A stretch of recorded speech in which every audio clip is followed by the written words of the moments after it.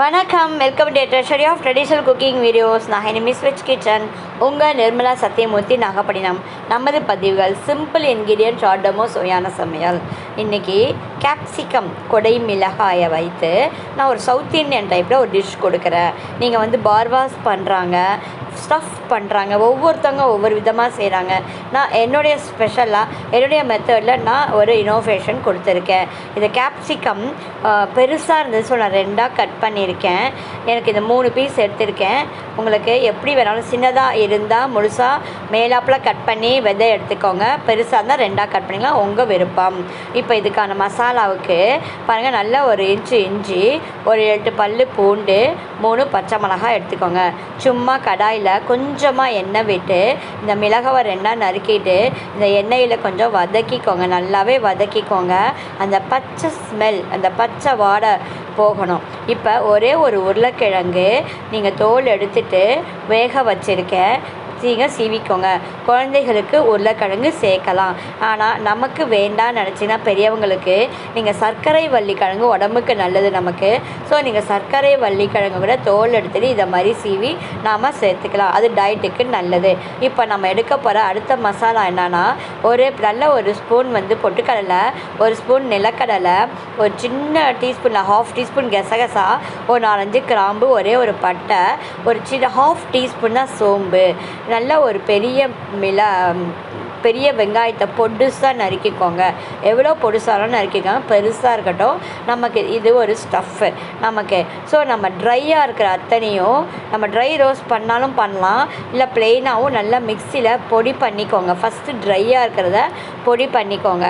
இது பொடி பண்ணதுக்கு அப்புறமா நீங்கள் அது கூட இந்த வதக்கி வச்சுருக்கிற மிளகாய், இஞ்சி, பூண்டை சேர்த்துக்கலாம். இந்த அளவு ஸ்டஃப், இந்த பொட்டுக்கடலையும் இந்த நிலக்கடலையும் நம்ம அளவுக்கு விருப்பப்பட்ட மாதிரி நீங்கள் நிறைய வேணால் நிறைய சேர்த்துக்கலாம், கொஞ்சமாக வேணால் கொஞ்சமாக சேர்த்துக்கலாம், இல்லை நிலக்கடலை மட்டும் சேர்க்கலாம், இல்லை பொட்டுக்கடலை மட்டுமே சேர்த்துக்கலாம், உங்கள் சாய்ஸாக அது. இப்போ அதையும் தண்ணி சேர்க்காமல் மிக்சியில் ரன் பண்ணி எடுத்துக்கலாம். இப்போ கடாயில் நான் தேங்காய் எண்ணெய் தான் சமையலுக்கு பயன்படுத்துகிறேன், நீங்கள் அது மாதிரி எந்த செக்கெண்ணெயாக தான் பயன்படுத்திக்கோங்க. சும்மா நான் அது மிஸ் ஆயிடுச்சு, நான் எப்பயுமே ஒரு சிட்டிகை சோம்பு போட்டு புதினா வதக்கிட்டு அதுக்கப்புறம் இந்த வெங்காயத்தை வதக்கலாம். ரொம்ப வதங்கணும்னு அவசியம். இந்த வெங்காயம் ஒரு சிட்டிகை உப்பு சேர்த்துட்டு கொஞ்சம் கிளாஸியாக ஆனால் போதும்.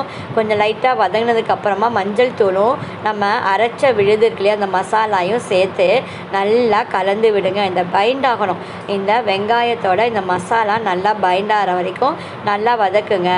அதுக்கப்புறமா இந்த வேக வச்ச உருளைக்கிழங்கு அல்லது சக்கரவள்ளி கிழங்கு, இந்த ரெண்டுமே வேணான்னா கூட பரவாயில்ல. இப்போ கொஞ்சம் உப்பு சேர்த்துக்கோங்க, உப்பு தேவையான அளவு உப்பு சேர்த்துட்டு இப்போ எல்லாத்தையும் நல்லா மிக்ஸ் பண்ணுங்கள், நல்லா கலரணும்.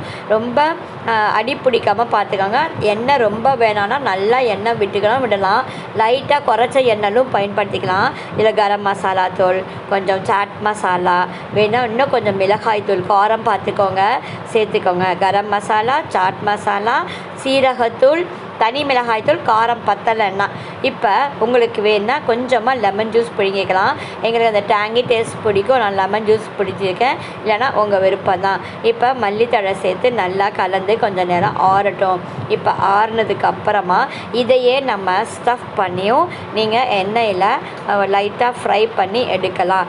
ஆனால் நான் ஒரு ஃபில்லிங்காக இதை அப்படியே சாப்பிட்டா எப்படி இருக்கும்னு நான் யோசனை பண்ணேன். அதனால் எது தொட்டுக்க வேண்டாமே, நம்ம இவ்வளோ இது ஸ்டஃப்பு சாப்பிட்றது ஃபில்லிங்காக இருக்கும். ஸோ ரைஸ் நம்ம ரொம்ப எடுக்காது. அதனால் நான் என்ன பண்ணேன், ரைஸும் இந்த ஸ்டஃப்பு கொஞ்சம் எடுத்து எல்லாத்தையும் நல்லா பிசைஞ்சிட்டேன். நல்லா கொஞ்சம் சாதத்தை ஆற வச்சுக்கோங்க. நல்லா முடிஞ்ச வரைக்கும் பிசைஞ்சிட்டு இதில் நம்ம இப்போ இதை என்ன பண்ணுங்கள், ஃபில் பண்ணிக்கோங்க. நீங்கள் இந்த கேப்சிகமில் ஃபில் பண்ணிக்கலாம். நான் இந்த பச்சையாக தான் செய்கிறேன், சில ஃப்ரை பண்ணியும் செய்வாங்க. பட் நான் ஆயில் ஃப்ரீயாக செய்கிறேன், டயட்டு, நம்ம எண்ணெய் அதிகமாக சேர்க்க வேண்டான்றதுக்காக. ஸோ உங்களுக்கு குழந்தைகளுடைய எண்ணெய் சேர்க்க விருப்பமாக இருந்தால் இதை கொஞ்சம் லைட்டாக ஒரு ஷாலோ ஃப்ரை பண்ணி எடுத்துகிட்டு கூட நீங்கள் இப்போ கேப்சிகமை நீங்கள் இந்த ஃபில் பண்ணிக்கோங்க. நான் பச்சையாகவே பண்ணிவிட்டு நான் என்ன பண்ணுறேன், ஸ்டீம் குக் பண்ண போகிறேன். நீங்கள் இட்லி பானை மாதிரி சின்னதாக இருந்தாலும் ஓகே, இல்லை கடாயில் ஒரு கலவடை வச்சு ஒரு தட்டு வச்சு தண்ணி வச்சு ஒரு 10 நிமிஷம் வேக வச்சிங்கன்னா உங்களுக்கு நல்லாவே வெந்துடும். நீங்கள் ஃபோர்க்லேயோ கத்தியில் கட் பண்ணால் தெரியும், குத்தி பாருங்கள். இப்போ எடுத்துகிட்டு நான் ஒரு ஸ்பூன் நெய் விட்டுட்டு அதுக்கு மேலே வறுத்த எள்ளு தூவிட்டுங்க. இப்போ நமக்கு டிஃப்ரெண்ட்டாக ஒரு லஞ்சுக்கு நமக்கு இந்த கேப்சிகம் ஸ்டஃப்டு ரைஸ் ரெடி ஆயிடுச்சு. ரொம்ப டேஸ்ட்டாக எம்மியாக இருக்கும். இந்த மசாலா வந்து உங்களுக்கு சாதா ஃப்ரைட் ரைஸுக்கே என்னுடைய ஃப்ரைட் ரைஸு நான் இப்படி தான் பண்ணுவேன். என்னுடைய ஸ்பைசி ரைஸஸ் அப்படின்னு இருக்குது. அந்த ப்ளேலிஸ்ட்டில் போய் பார்த்தீங்கன்னா உங்களுக்கு தெரியும். நான் டிஸ்கிரிப்ஷனில் கொடுக்குறேன், பாருங்கள். சுவையாக ஒரு வித்தியாசமாக குழந்தைகள் மட்டும் இல்லை பெரியவங்களுக்கும் உபயோகமாக ஒரு ரெசிபி. உங்கள் எல்லாருக்கும் நிச்சயமாக இந்த மசாலா டேஸ்ட்டோட ஸ்பைஸ் பிடிக்கும். நான் இன்றைக்கி நெல்லிக்காய் தயிர் பச்சடி பண்ணேன். அது ஒரு டேஸ்ட்டு நல்லாயிருக்குன்றதுனால.